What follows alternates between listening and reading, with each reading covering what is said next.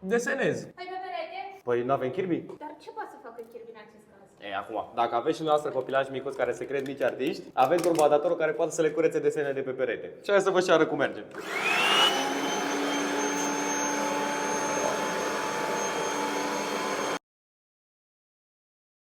Și puteți să folosiți diferite granulații de șmirghel, dar după cum vedeți vă scăpați foarte ușor de desenele micuților. Sau bineînțeles și alte urme. În schimb, ce mai puteți face cu aparatul nostru? Aveți o perie, o pâslă mai degrabă, puțin mai abrazivă pentru rosturi, grăsimi, calcar sau mucegai.